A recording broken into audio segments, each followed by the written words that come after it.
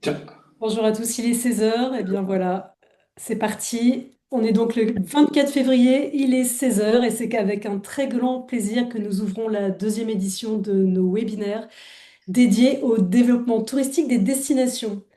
La revue Espace, elle est au plus proche des territoires depuis plus de 50 ans. Alors d'abord dans leur compréhension, en les analysant au travers de leur stratégie touristique, mais aussi dans leurs récits, en leur confiant la plume dans nos colonnes quand ils font preuve d'exemplarité. Les représentants des territoires sont nos lecteurs, nos auteurs, nos éclaireurs, et c'est particulièrement vrai aujourd'hui avec comme invité star de ce webinaire deux villes, Chamonix et La Rochelle, deux endroits qui sont chers à mon cœur, mais c'est pas pour ça qu'on les a choisis, n'est-ce pas, Brice? Alors j'ignorais que les deux destinations choisies étaient chères à ton cœur, mais je m'en réjouis et je m'en félicite, étant moi-même amateur de ces deux contrées. Oui, pourquoi avons-nous choisi Chamonix et La Rochelle? D'abord, ça n'a échappé à personne, bien sûr, parce que ces deux villes ont fait l'objet des deux derniers articles de la série dont tu parlais, chère Marie.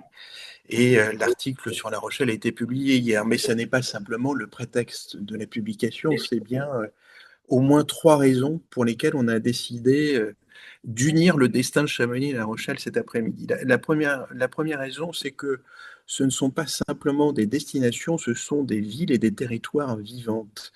Leur force, d'abord, c'est un mode de vie. Ce ne sont pas des monodestinations touristiques. D'un côté, une ville universitaire, un port, avec une forte programmation culturelle. De l'autre, une capitale alpine, et qui est une activité lissée sur toute l'année. Donc ce ne sont pas un hasard, ou ce n'est pas un hasard qui nous a fait unir les deux. Deuxième raison, ce sont des marques puissantes qui ont un rayonnement à la fois national et international. La Rochelle rayonne parce que il y a du nautisme, parce qu'il y a des grands événements, on en reparlera bien sûr tout au long de cette heure. Chamonix rayonne par l'alpinisme, mais aussi par l'imaginaire du Mont Blanc, mais c'est aussi un rayonnement aujourd'hui parce que Chamonix est un véritable laboratoire de destination touristique. Et puis, troisième raison, et c'est la thématique de notre séminaire et de notre webinaire du jour, parce que ce sont des destinations qui sont attractives. Et on va se poser la question tout au long de cette heure de ce qui fait une attractivité touristique aujourd'hui, notamment dans le cadre de fortes tensions d'équilibre. Et on en reparlera avec les deux Nicolas qui vont venir nous rejoindre. Alors, on t'entend un tout petit peu moins bien, Brice. Alors, le temps que je reprenne deux petites minutes le micro, il y a eu donc ces deux articles que tu viens de décrire, qui donc ont été publiés au sein de la revue Espace sur le site tourisme-espace.com. Il y a ce webinaire, mais c'est pas tout. Tout ça fait partie d'un dispositif spécial qu'on a imaginé avec MKG. Est-ce que tu peux nous le décrire? Oui, alors MKG est un bureau d'études que j'imagine beaucoup d'entre vous connaissent assez bien. MKG était surtout spécialisé dans le secteur de l'hospitalité et a souhaité, depuis 2 ans, ouvrir ses compétences dans le champ du tourisme en essayant de développer un observatoire des destinations touristiques. Et le cadre des articles que j'ai l'honneur de rédiger dans le projet éditorial de la revue Espace de MKG s'inscrit dans cette dynamique et aujourd'hui, nous allons réfléchir à ce qui fait attractivité. Autrement dit, on va essayer de décortiquer l'attractivité touristique autour de 4 critères qu'on détaillera tout à l'heure. Et puis, au-delà de la question d'attractivité, aussi, cette méthodologie d'observation s'intéresse aux questions d'hospitalité, mais aussi aux questions d'impact, et on détaillera ça durant les 2 derniers webinaires jusqu'à l'été 2026. Absolument. Alors, avec nous, à nos côtés, on a deux Nicolas. Nicolas Martin, qui est le directeur général de La Rochelle Tourisme et Événements, et Nicolas Durochat, qui est le directeur de l'Office de tourisme de Chamonix-Mont-Blanc. bonjour. Bonjour. Bonjour à Alors, vous deux, cher Nicolas. avant de vous donner la parole dans une interview un peu spéciale qu'on a imaginée tous ensemble, je vais m'apprêter à poser quelques questions à Brice qui va vous permettre ensuite de pouvoir mieux décrypter effectivement ces deux villes, ces deux stations, une à la montagne, l'autre sur le littoral. On va commencer par des questions touchous, alors évidemment qui vont plutôt être dédiées à Chamonix. Est-ce que tu peux nous dire, Brice, ce qui fait aujourd'hui l'attractivité de Chamonix, qui est pourtant une station, une ville pionnière, comme tu as pu le décrire précédemment? Oui, bah moi j'ai l'occasion d'aller souvent à Chamonix et d'y être allé depuis mon plus jeune âge. Et ce qui m'a toujours frappé dans ce qui fait l'attractivité de Chamonix, c'est d'abord, ça n'est pas simplement une station, pour moi c'est un mythe fondateur.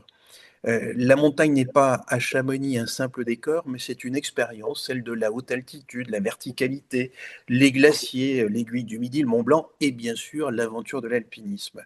C'est une histoire mondiale donc de l'alpinisme, des pionniers, des récits, des innovations de la montagne.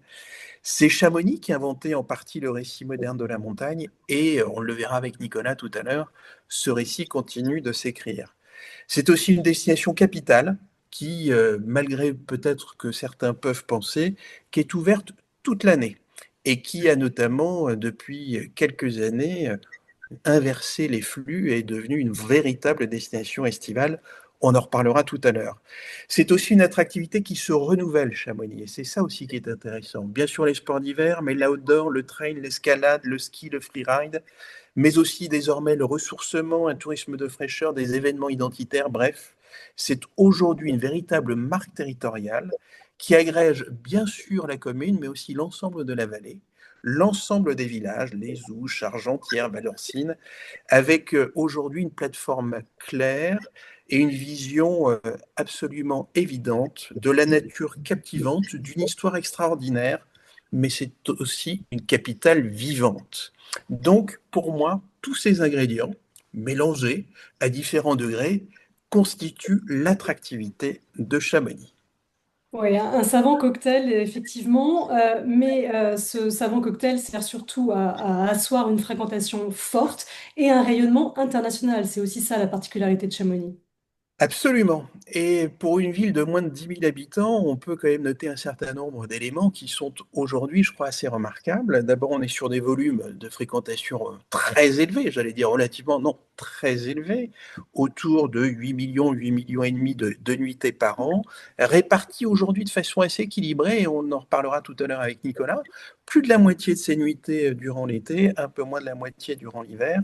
Mais cet hiver reste aujourd'hui un pilier même si l'été, et on le verra tout à l'heure, est devenu un véritable moteur. Euh, un rayonnement aussi international, ce qui nous semble évident, mais qui est souvent mal compris. Et je crois qu'on a souvent un peu cette idée-là en France de comment on va chercher des marchés lointains. La moitié des visiteurs à Chamonix sont français, l'autre moitié sont des étrangers, mais l'international est surtout très proche. Et je crois aussi, ce qui fait le facteur de cette attractivité-là, c'est que Chamonix travaille sa proximité de marché avec les Anglais, les Suisses et bien sûr le Benelux. Le long courrier reste aujourd'hui minoritaire. L'Amérique du Nord, avec 10% de la fréquentation, qui est un marché tout à fait structurant, une Asie très faible, et puis bien sûr des clientèles russes qui ont disparu, au moins en très grande partie, depuis 2022. Et en fait, aujourd'hui, je le signale, mais vous le savez bien, les 4 ans de la guerre en Ukraine. Fêter, c'est peut-être un abus de langage. Et puis, le dernier point sur lequel je voulais aussi réfléchir dans cette partie-là, sur la fréquentation et le rayonnement, c'est l'impact économique sur l'ensemble du massif, puisque c'est un impact majeur. Plus de la moitié des emplois et sont liés plus directement ou indirectement à l'activité touristique et des retombées absolument majeures, en gros plus d'1 milliard jusqu'à 1,5 milliard estimés chaque année dans la vallée. Donc, on le comprend, une fréquentation importante, un rayonnement qui l'est tout autant, mais avec des questions, et c'est le troisième point, je crois que tu vas aborder, les Oui, questions liées à la pression touristique. oui, c'est un peu le revers de la médaille et c'est ce que je souhaiterais que tu expliques à tout le monde cet après-midi. C'est justement, effectivement, le côté négatif un peu de cette pression touristique qui, à certains moments, peut être un peu forte. Oui, alors on a toujours une idée un peu négative de la pression touristique et on le lit souvent dans la presse, la surfréquentation, etc. D'abord, moi, à titre personnel, je n'aime pas les questions de surtourisme. Je préfère qu'on prenne un tout petit peu de hauteur et qu'on analyse un peu les faits. Mais il est évident que la pression touristique n'est pas simplement ici à Chamonix une simple question de volume. C'est d'abord une question de pic, de flux et d'effet de seuil. C'est-à-dire que quelques semaines simplement concentrent l'irritation, si j'ose dire, entre mi-juillet et mi-août l'été, durant les vacances de Noël et les vacances d'hiver l'hiver. Je crois qu'il y a deux questions aujourd'hui quand on parle de pression touristique à Chamonix? La première question, c'est celle de la mobilité des congestions, comme dans toutes les vallées alpines, plus ou moins étroites, même s'il y a des bus, d'un cadencement ferroviaire de plus en plus important, on comprend bien qu'il y a une certaine forme d'effet entonnoir qui demeure à Chamonix, et on en reparlera avec Nicolas tout à l'heure. Merci à Bianca de fermer votre micro, chère Bianca. Et puis, quand on parle de pression touristique, c'est aussi une pression sur le logement. On le voit à Chamonix, et on en a parlé avec Nicolas en préparant l'article, 82 000 lits touristiques, mais avec une masse de lits froids de résidences secondaires particulièrement développée, donc avec un effet induit très direct, une difficulté à loger les permanents et les saisonniers. On voit qu'ici, c'est une contrainte majeure. Autrement dit, Bianca, merci Attends, de Brice, fermer ouais. votre micro. Bianca, est-ce que vous pouvez fermer votre micro parce qu'on s'entend plus, en fait, c'est un peu dommage. Ça gêne. Voilà. Merci de fermer votre micro.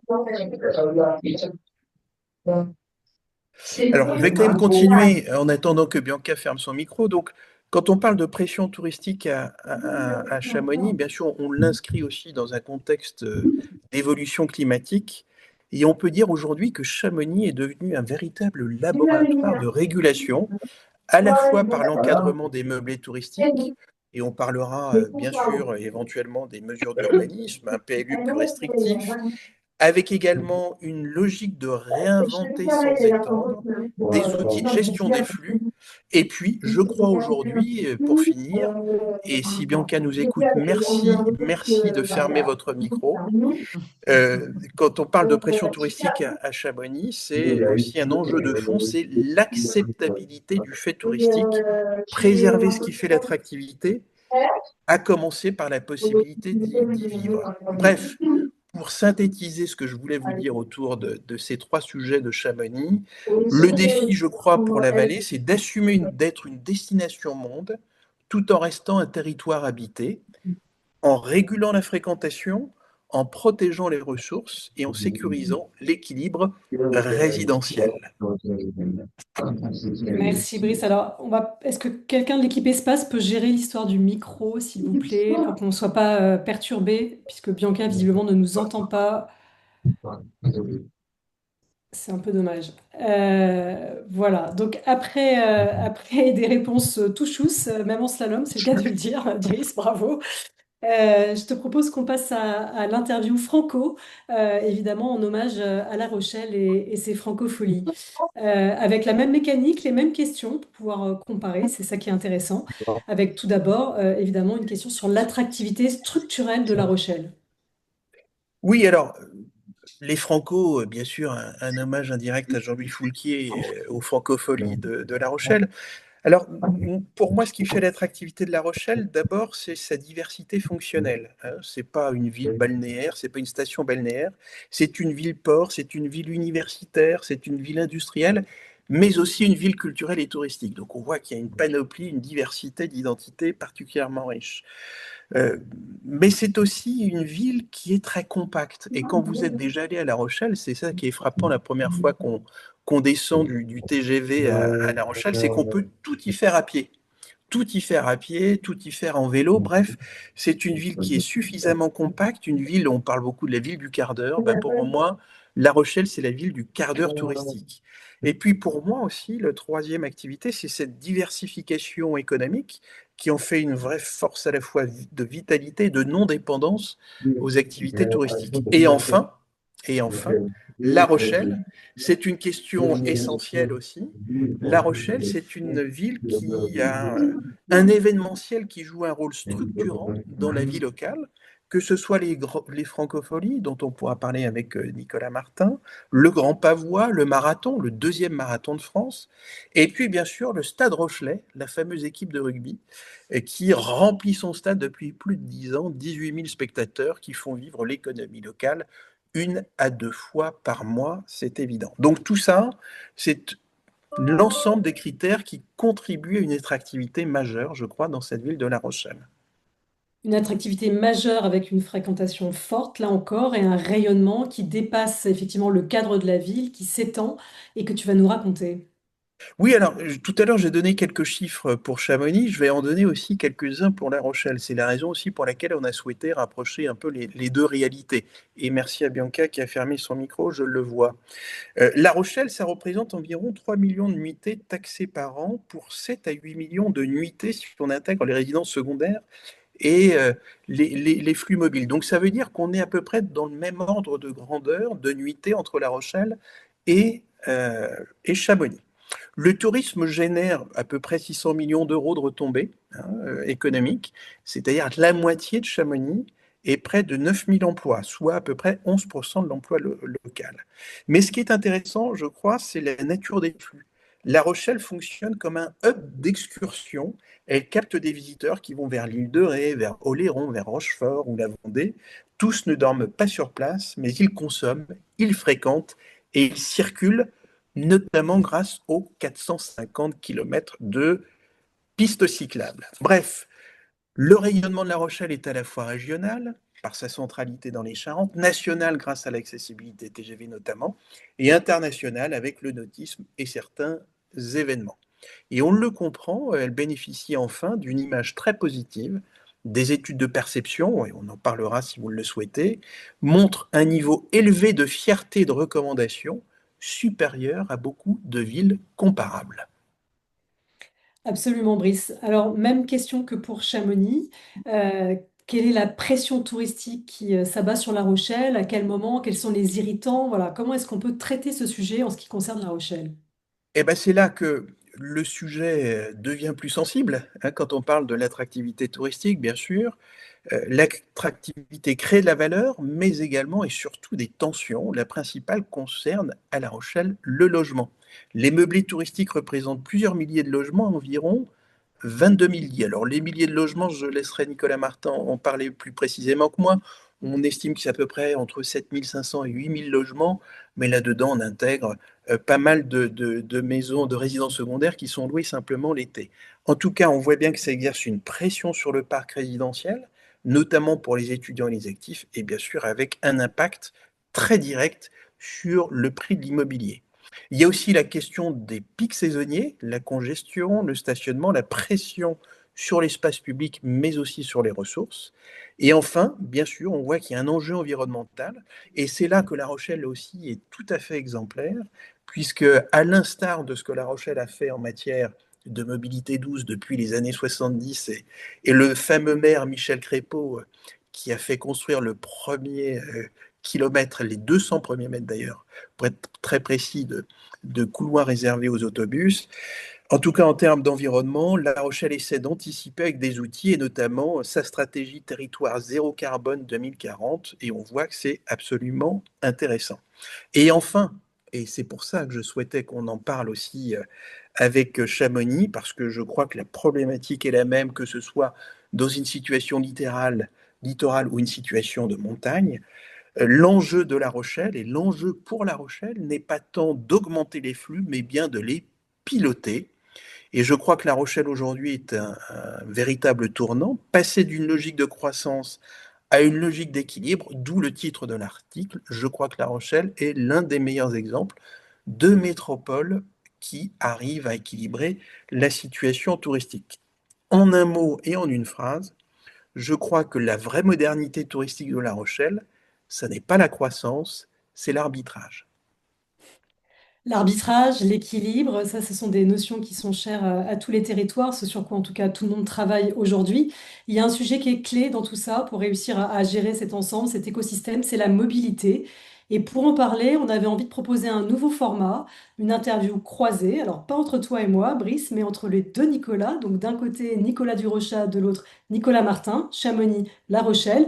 Ils vont s'interroger eux-mêmes. Nicolas Durochat va commencer avec une première question à Nicolas Martin. À toi, Nicolas. Il faut que tu ouvres ton micro. Et allume la caméra. Voilà, c'est parfait. C'est tout bon. Voilà, Let's là je go. suis bon, on m'entend, c'est parfait. Merci. Bon, déjà, bravo à Brice pour sa présentation, parce que je crois que c'est une des plus belles présentations de Chamonix que j'ai jamais entendues. J'ai juste oublié de préciser que c'était le plus bel endroit du monde, mais ça, Mais ça, Tu m'inviteras un jour chez toi et je le dirai spécifiquement à Chamonix. On le montrera tout à l'heure en image. Voilà, suspense. Voilà, tout à fait. C'est pour ça que j'ai pris la photo du jour hier soir. Alors, j'avais une petite question pour Nicolas, sachant que je précise que pour moi aussi, La Rochelle est une destination de cœur et je suis très content de savoir qu'elle est dirigée par un Nicolas.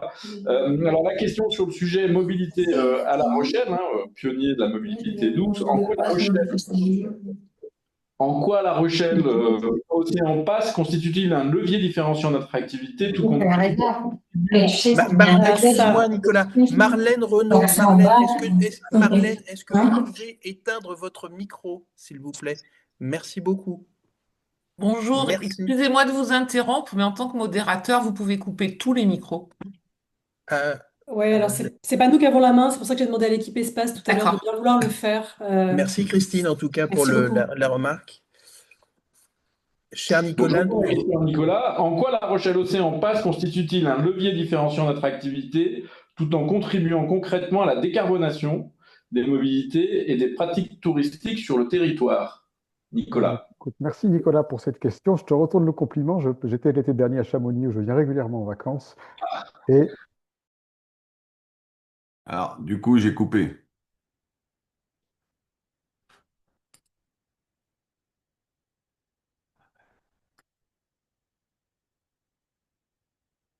Vous n'entendez pas?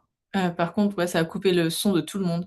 Ouais, alors du coup, j'ai coupé le son de tout le monde, mais du alors coup, du coup, ça j'ai a eu le coupé tout sifflet le monde. coupé moi aussi. À quel moment j'ai été voilà, coupé? donc, parfait. Voilà. On n'a pas censuré Nicolas. Tu peux reprendre À, à ta quel moment j'ai déclaration été d'amour à coupé? Chamonix, Nicolas. Non, c'est bon? Bon, C'est donc bon. voilà. Donc, pour la déclaration à Chamonix étant faite, on va parler un petit peu de La Rochelle. Tu l'as bien rappelé, Brice, La Rochelle est une ville au bord de la mer, comme peuvent l'être Brest, Le Havre, Toulon, Marseille ou Nice. Ce n'est pas une station balnéaire, puisque nous avons à peu près 200 000 habitants au niveau de l'agglomération. Et on a plusieurs chances par rapport à la mobilité. La première, c'est que le territoire est extrêmement plat. Ça, c'est pas le cas de tout le monde. Ce qui veut dire plat, que ça se prête très bien à la marche à pied et surtout au vélo. Et ensuite, nous avons, là aussi, tu l'as évoqué tout à l'heure, eu un maire précurseur dans les années 70 qui a compris avant les autres que les mobilités douces ou collectives, c'était la clé d'un développement harmonieux d'un territoire. Donc, nous avons effectivement été la première ville à avoir ce qu'on appelle maintenant les Vélib ou les vélos, chez nous on les appelle les Yellow, donc les vélos en autopartage. C'était en 1976. Première ville qui a eu un secteur piéton en France, c'était en 1975 ou 76. Donc, on a un petit peu d'historique sur ce sujet et on s'est dit en tant que et comme la plupart des territoires, on a très envie d'avoir des visiteurs. Par contre, on veut bien qu'ils viennent sans leur voiture.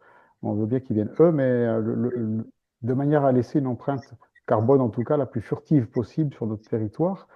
Mais on s'est appuyé sur notre réseau. Autre particularité de La Rochelle, c'est que nous sommes à la frontière nord de la Nouvelle-Aquitaine, à 10 km de La Rochelle, à vol d'oiseau. On change de région, on change de département. Et ce qui veut dire qu'on est en France, les réseaux de transport en commun s'arrêtent aux frontières régionales en général, hein, à part les lignes nationales. Donc, une fois qu'on arrive en Vendée, on se retrouve en race campagne. Et pour ce qui nous concerne, nous avons souhaité avoir un produit touristique qui soit non seulement, comme la plupart, ce qu'on appelle des city pass, un pass d'activité qui donne accès à tous les sites touristiques et au transport en commun urbain. C'est le cas des city pass traditionnellement, mais nous ne sommes pas uniquement une destination urbaine, puisque nous sommes entourés de territoires qui sont ruraux, que ce soit les îles, l'île de Ré, d'Aveyron, l'île d'Aix, ou la Vendée, ou la Charente-Maritime, ou les Deux-Sèvres, et qu'on a malgré tout, pour aller dans ces territoires, d'abord des merveilles à découvrir, et qu'il y a des réseaux de transport en commun qui existent, qui sont régionaux, le TER d'un côté, les cars de l'autre, et finalement, nous avons réussi, je crois qu'on a été premiers en France, à incorporer dans notre pass touristique l'ensemble des mobilités collectives d'un territoire, ce qui veut dire qu'avec un pass La Rochelle, vous avez accès à 2000 km de réseau de transport en commun, en train, en car ou en bus, mais également à de la mise à disposition de voitures en autopartage, qui fait que finalement, vous pouvez arriver à La Rochelle en vélo, à pied, en bateau, comme vous voulez, et ensuite être complètement autonome dans vos modes de déplacement.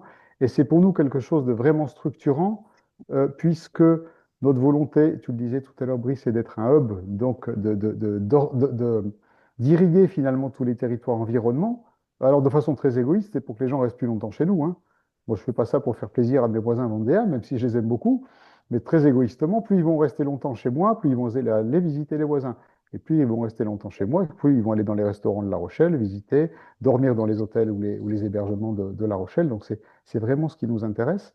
Et ce pass touristique nous permet ça, est vraiment l'outil qui nous permet de dire, regardez, à 1 heure et demie de voiture ou de transport en commun de La Rochelle, vous pouvez découvrir en tout une cinquantaine de sites.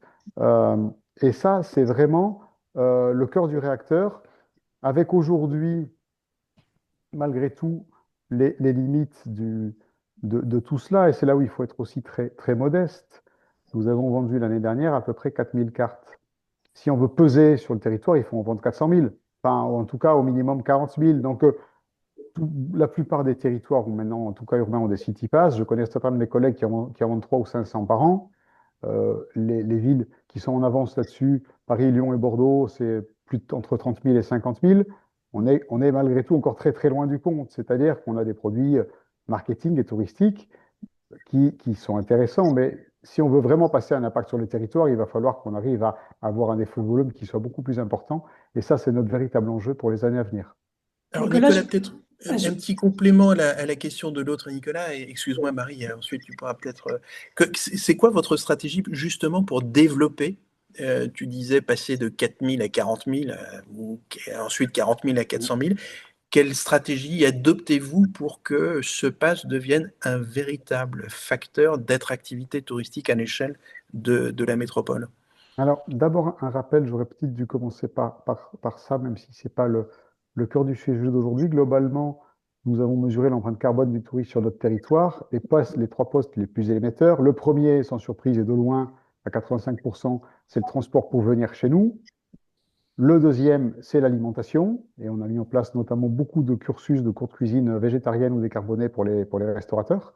Et il y a tout un cursus de décarbonation de l'alimentation. Et le troisième poste, c'est les transports sur place.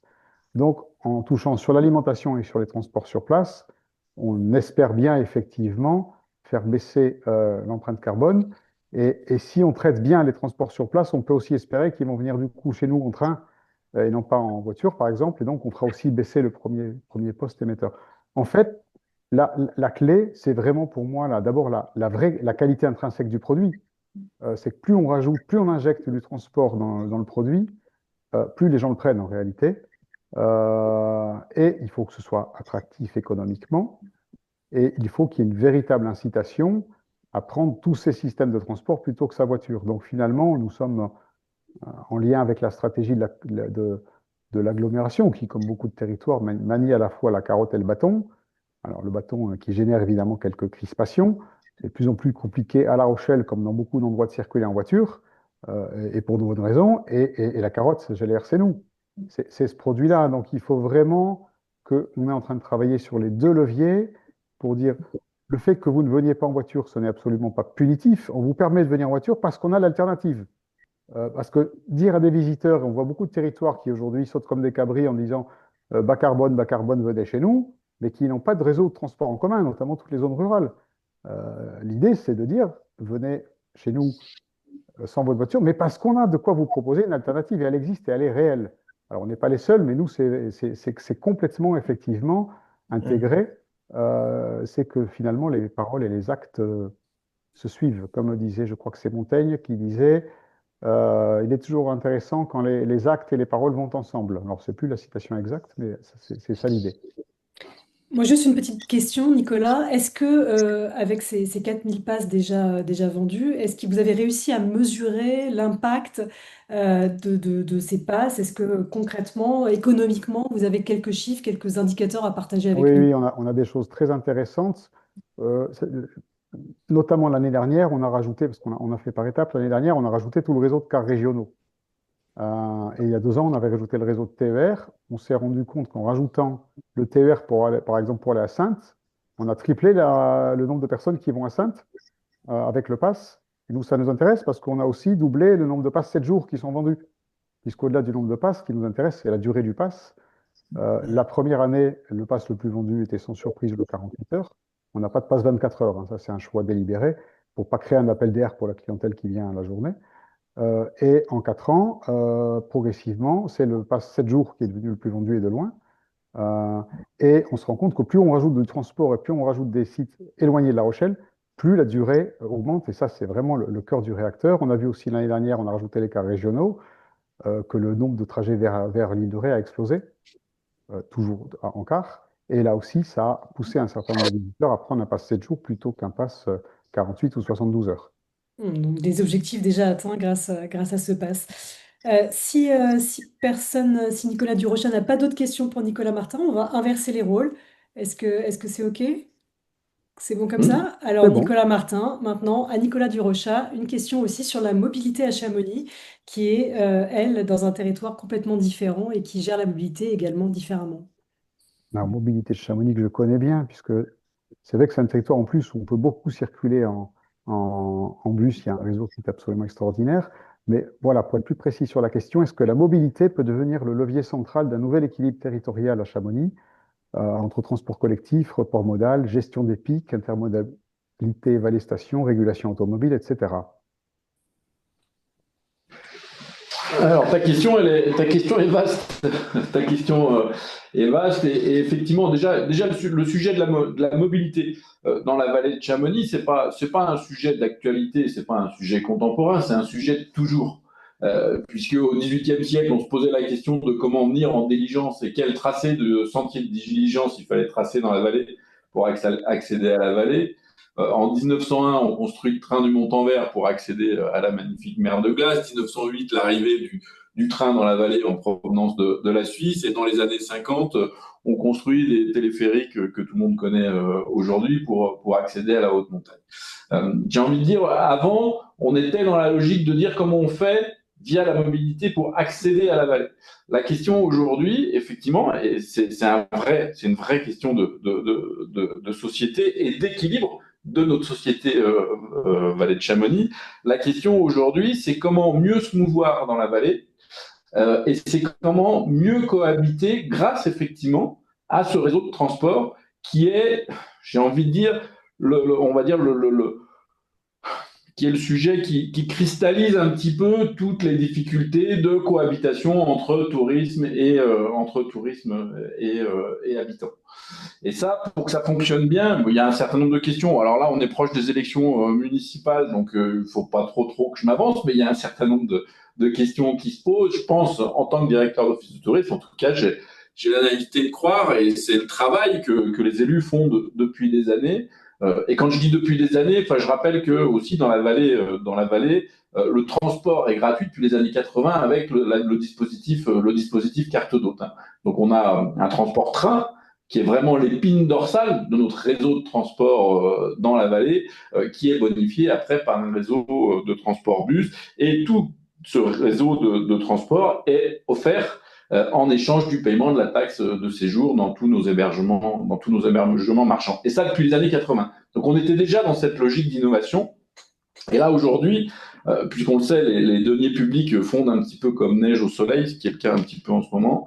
On cherche d'autres modes de financement et une autre organisation pour l'organisation de nos transports. Et ce qui est rigolo, c'est que avant d'intervenir aujourd'hui, j'étais en réunion CityCard, puisque le projet, c'est d'installer une CityCard dans la vallée de Chamonix aussi, pour trouver des modes de financement un peu complémentaires. Donc aujourd'hui, pour qu'on soit effectivement, on va dire, sur une décristallisation du problème sur le sujet de la mobilité, dans la vallée, il y a 3 vrais sujets. Le premier, c'est effectivement la consolidation et la construction de cette épine dorsale qui permet cette mobilité dans la vallée. Et là, je pense qu'on est vraiment sur une logique, sur un vrai travail d'équipe, puisqu'on a un travail d'équipe, la collectivité a un vrai travail d'équipe avec la région et le TER sur le sujet du train.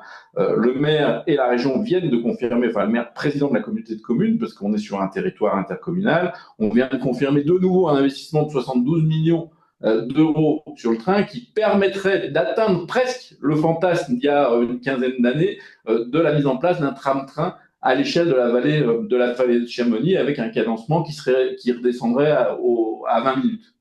Donc là, on est vraiment sur quelque chose d'intéressant. Je peux repréciser qu'on est l'investissement sur les 15 dernières années par la région sur le sujet du train, c'est 450 millions d'euros à peu près.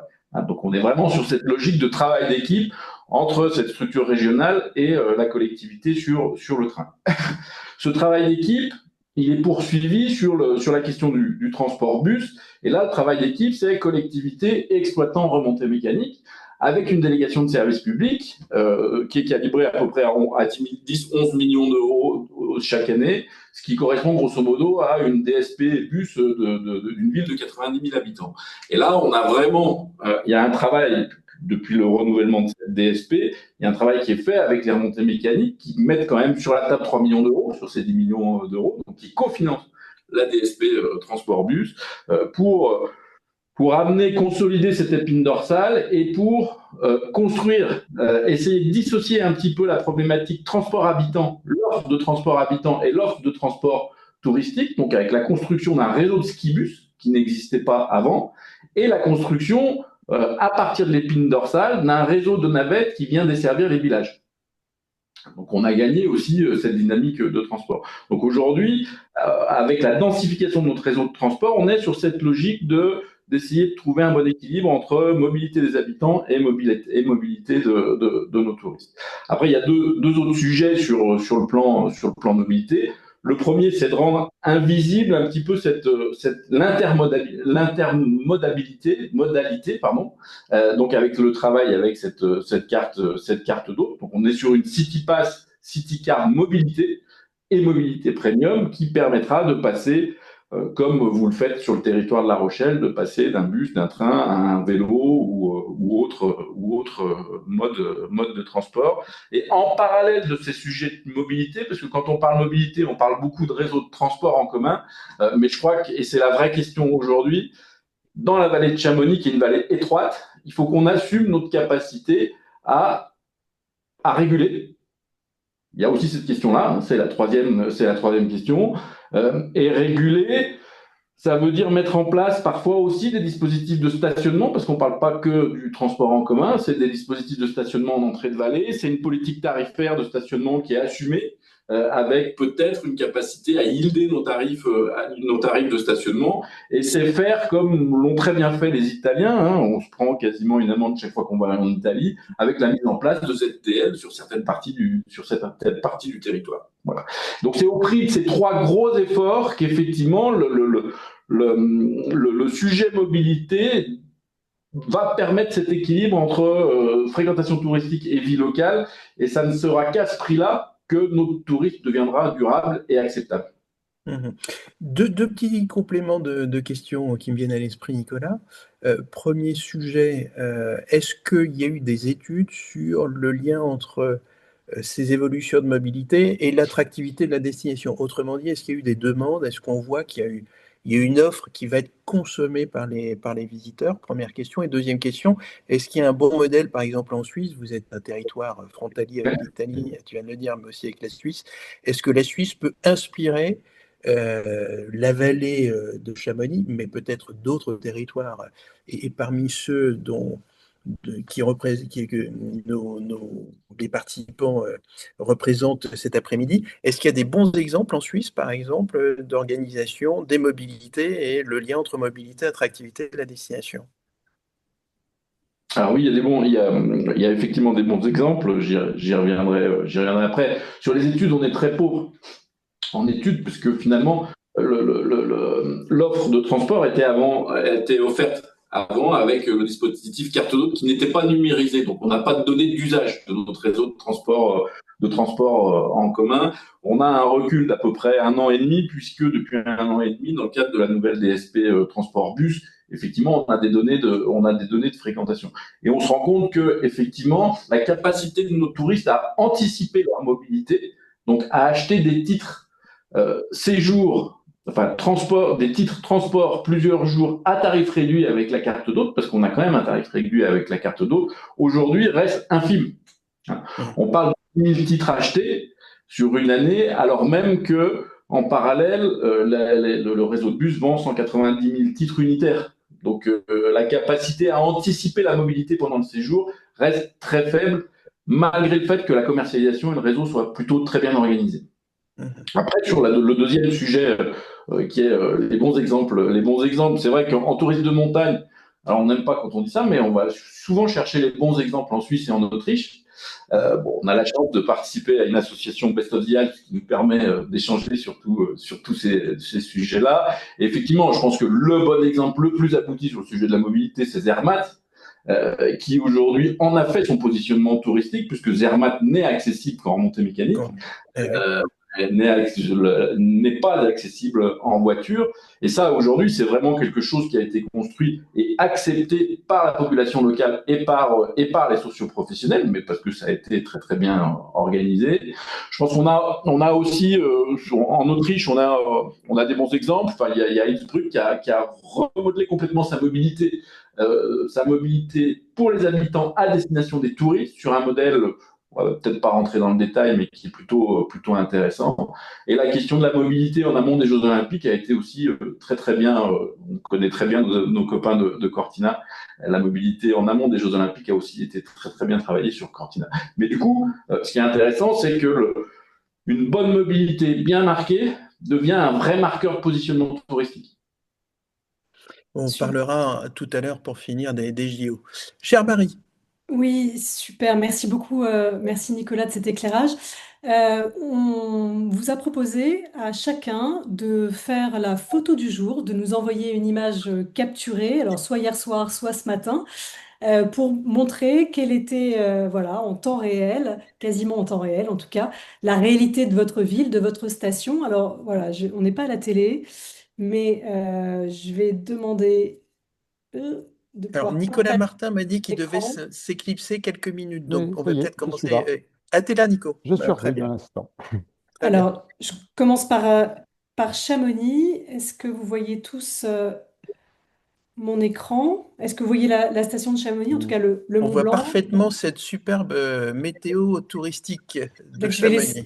je vais laisser Nicolas Durocha décrire cette image, mais moi, je reconnais déjà les lieux avec l'Arve et la vue sur le Mont Blanc. C'est bien, moi je pense que beaucoup de monde connaissent. On est sur une image un petit peu emblématique, mais c'est juste l'image que j'ai tous les jours en sortant du boulot. Donc je voulais juste vous la partager. Et je savais que Brice oublierait de citer que c'est la plus belle vallée du monde. Donc c'était juste pour vous l'illustrer. Et je trouve elle illustre bien ce qu'on est. C'est-à-dire effectivement, et ça c'est vraiment un élément d'identité, c'est qu'on est une ville à la montagne.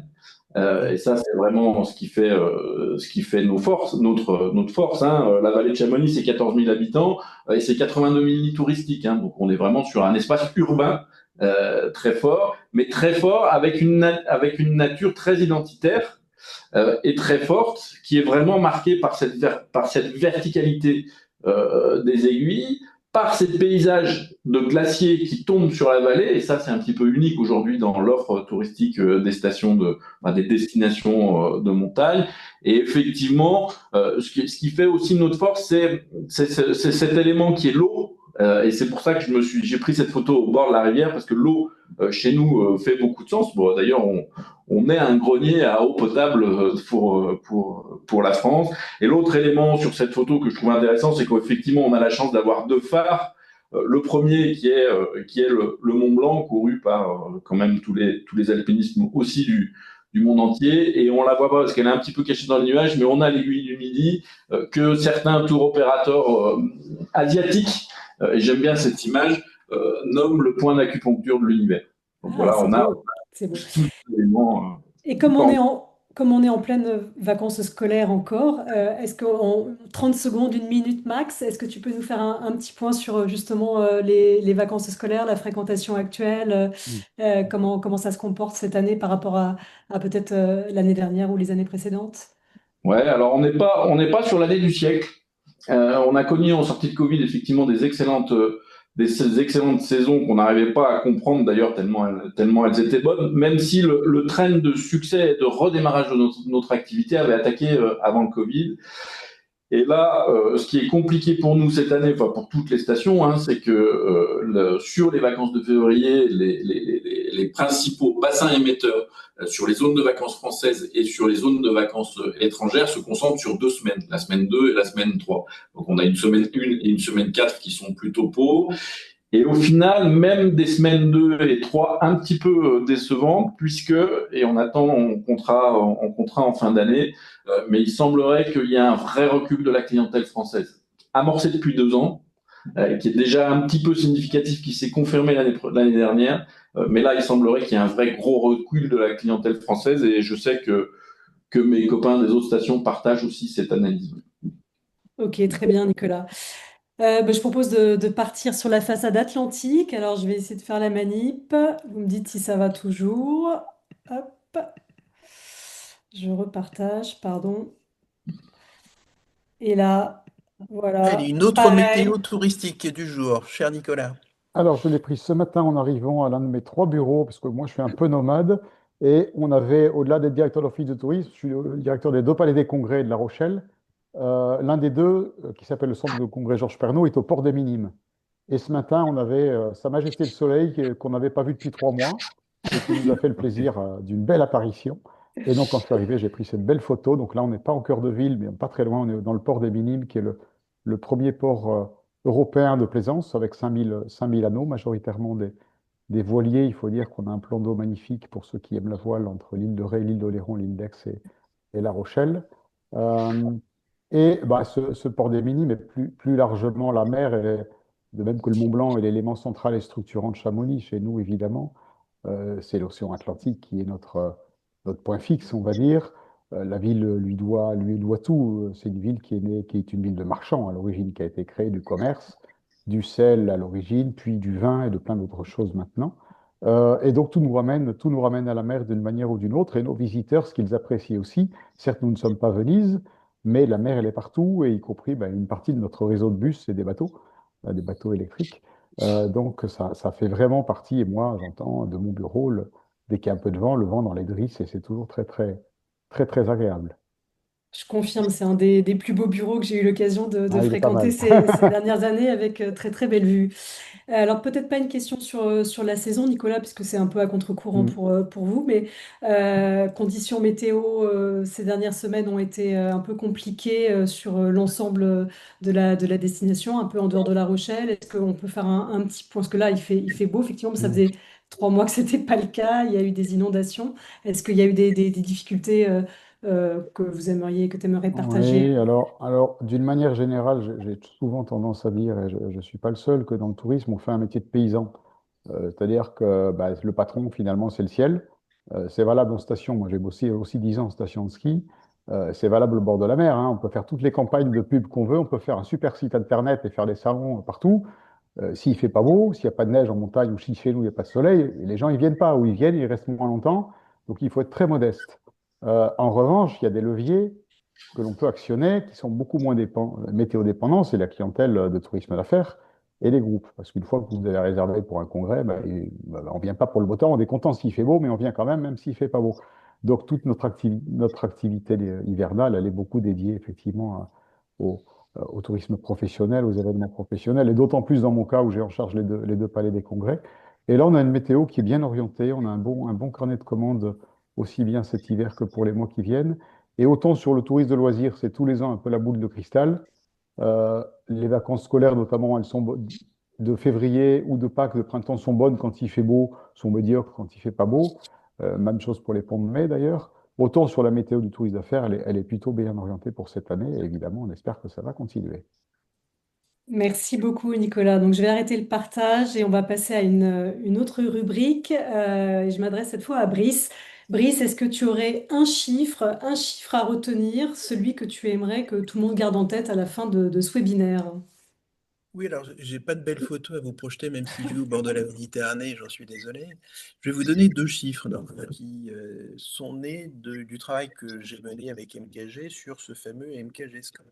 On a parlé de différents critères et je vais vous donner deux chiffres. Le score, le MKG score en termes de mobilité de Chamonix, c'est 0,5 sur 1. Alors ça a pu surprendre un certain nombre de personnes qui ont lu les articles, mais dans le fond, l'idée qui est sous-tendue derrière, c'est que le vrai sommet à gravir pour Chamonix, et Nicolas l'a dit tout à l'heure, n'est plus seulement à 4810 mètres, si mes souvenirs sont bons, mais il s'appelle surtout la décarbonation des mobilités. Donc un enjeu clairement posé, et on en reparlera après les municipales avec la prochaine majorité, que ce soit la même ou une autre. Et puis pour La Rochelle, on a fait la même réflexion et le même travail, et on est arrivé à un score de 0,67, c'est-à-dire les 2 tiers sur 1. Avec 450 km de piste, la mobilité qui n'est absolument pas un décor, qui est constitue, et Nicolas l'a dit, un facteur d'attractivité important, mais on voit qu'il y a encore quelques petits progrès à faire. Donc, simplement pour dire, dans les critères d'attractivité sur lesquels on travaille beaucoup, que ce soit une attractivité structurelle, la fréquentation, le rayonnement, l'attractivité, la pression touristique, ne jamais oublier, je m'adresse à tout le monde là pour le coup, que la mobilité est aujourd'hui au cœur de l'attractivité des territoires et des destinations touristiques, ce que beaucoup ont oublié pendant longtemps et aujourd'hui, on le sait, ça fait partie du cœur des politiques publiques touristiques. Absolument. Il est 16h50. On est vraiment impeccable dans notre timing. Je propose de diviser les 10 minutes qui restent en 5 minutes de questions avec nos auditeurs.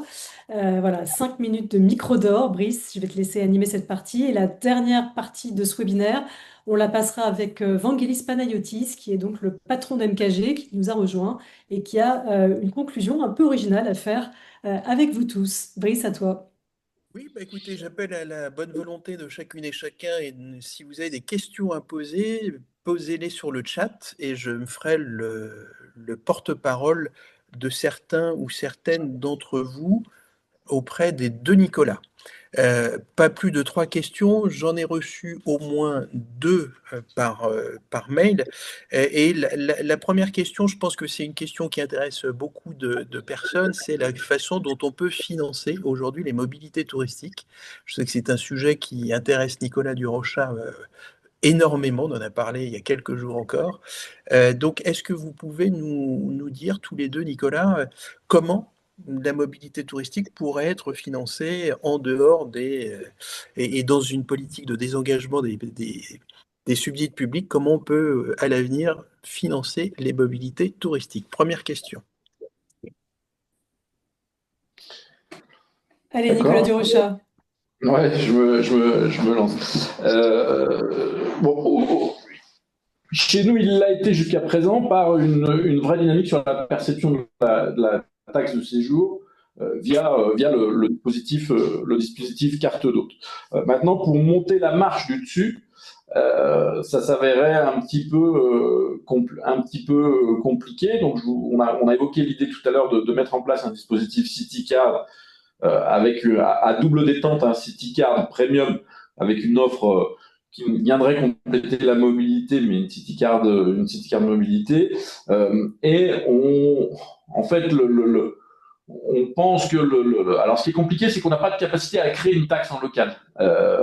L'impôt mobilité a été élevé dans la vallée depuis 2024, donc qui vient en complément. Là, l'idée, le travail qui est fait, qu'on a sollicité auprès des parlementaires, c'était de dire, parce que sur le sujet de la taxe de séjour, nous, on est au taquet des tarifs sur tous nos tarifs, sur la grille de la taxe de séjour. Et l'idée, ça serait de dire, est-ce que le législateur pourrait autoriser des destinations à déroger au tarif de la grille tarifaire taxe de séjour sous prétexte d'un projet de mobilité? D'accord, donc là, c'est un... Avant de mettre ça dans les tuyaux des parlementaires, on a sondé nos hébergeurs pour savoir s'ils étaient prêts à faire cet effort-là. Et a priori, il y aurait cette dynamique qui serait acceptable sur nos réseaux professionnels. Merci Nicolas. Allez, une question pour l'autre Nicolas. Est-ce que vous avez des outils pertinents pour mesurer les retombées économiques du tourisme sur un territoire à La Rochelle? Une vaste question. D'abord, pour répondre Alors, aussi... réponse courte, cher Nicolas. Non, d'abord, pour compléter la réponse de Nicolas sur la question précédente, nous, la position, elle va être surtout, mais on ne veut pas investir dans la mobilité pour les touristes.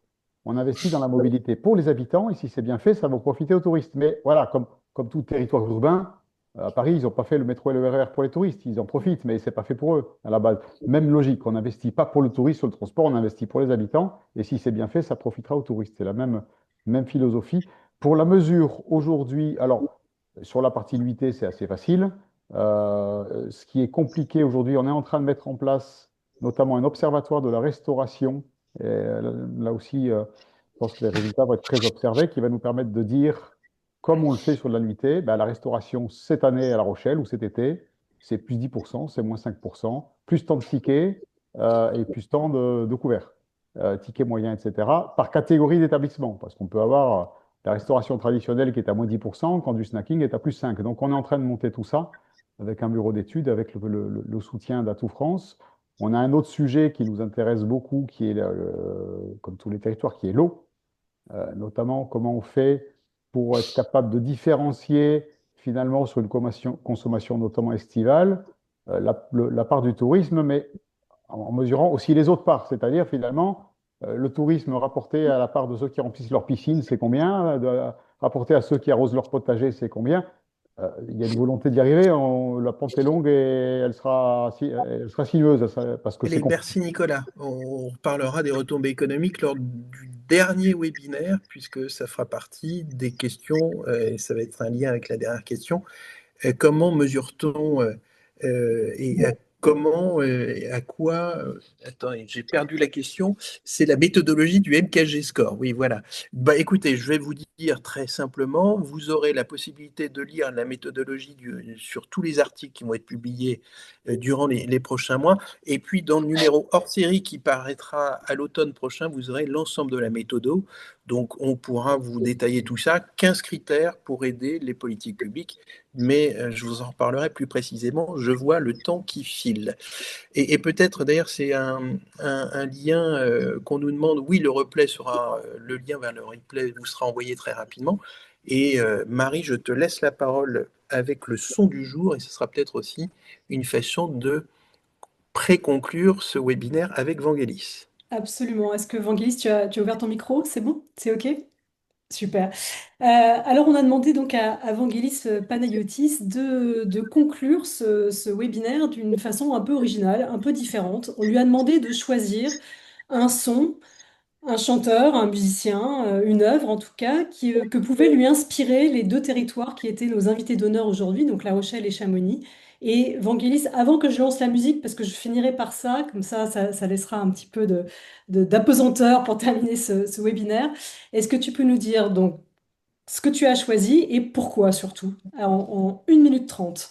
Oui, bien sûr, je vais essayer de tenir le délai. Donc, j'ai choisi Kavinsky Night Call, qui a été effectivement joué en clôture des Jeux Olympiques 2024 pour donner un écho à ceux de la montagne en 2030, évidemment.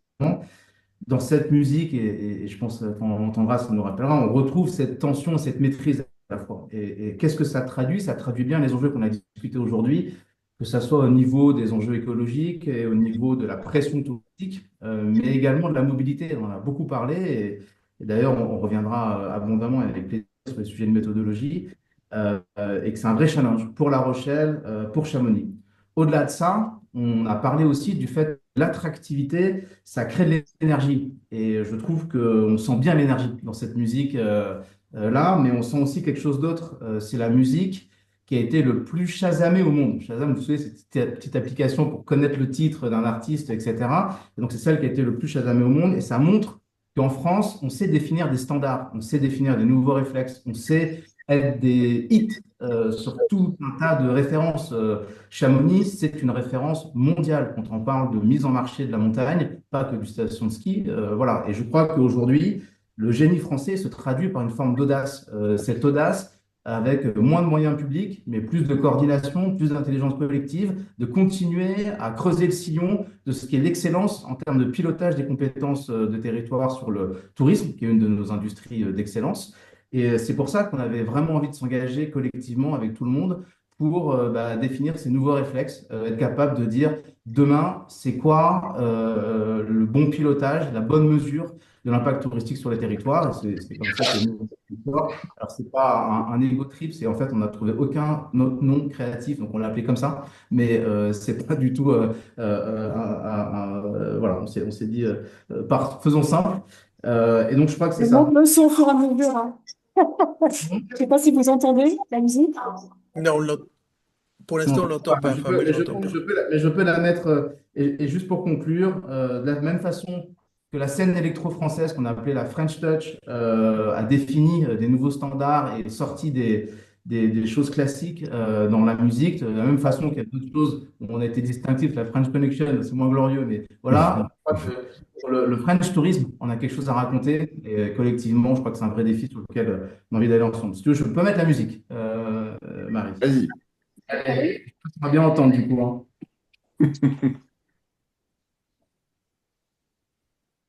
Et tu peux danser comme la fille aussi à la fin des JO ou pas? J'ai pas l'élégance et la douceur. Voilà. Écoute, moi pour l'instant, je n'entends ni chez Marie ni chez toi, Évangélisme. On n'entend rien du tout. Bon, c'est pas Ça va, grave. c'est pas grave. Bon, Ils ont tous la musique en tête. On l'a en tous tout cas, en tête. on a bien noté la référence. Je vois qu'il est 17 heures. Il est peut-être temps de conclure, chère Marie. Marie a disparu. Bah alors écoutez, Non, je suis là, je suis là. Ah, Pardon, voilà. Non, très bien. j'essayais de gérer la musique, mais je suis pas ingénieur Bon, du écoute, son. c'est pas grave. On progressera pour le prochain webinaire avec le morceau de musique. Peut-être pour conclure simplement, d'abord une petite phrase de ce petit élément de synthèse. Pour moi, La Rochelle et Chamonix démontrent qu'une destination forte est d'abord un territoire vivant, mais qu'à partir d'un certain seuil, et on l'a vu avec les deux Nicolas, l'enjeu n'est plus l'attractivité, mais bien l'arbitrage. Je pense que ça a été un élément bien partagé durant cet après-midi. Peut-être aussi vous donner quelques éléments de conclusion avant que tu ne conclues directement, et enfin Marie. Le prochain webinaire, le 28 avril, qui aura un focus hospitalité, et puis le quatrième fera un focus sur les impacts du tourisme, et notamment on parlera notamment de la mesure des retombées économiques, puisqu'il y a plusieurs questions qui étaient posées sur ce sujet. Et enfin, les prochains articles qui sont prévus parleront de Brest, de Blois, de Lourdes, d'Étretat, et puis ensuite on ira dans d'autres villes et dans d'autres régions. Chère Marie, je te laisse le mot de la fin. Non, simplement pour te remercier, Brice. Vous remercier aussi Nicolas Durocha, Nicolas Martin, Vangelis, Jean-Baptiste Tréboul, qui est le directeur aussi de la publication Espace, toute l'équipe. Merci à tous, merci d'avoir été aussi nombreux, d'avoir été attentifs. Nous, on était ravis de partager cette heure avec vous et on vous dit à la prochaine fois. Merci beaucoup, bonne journée. Merci à vous. Au revoir.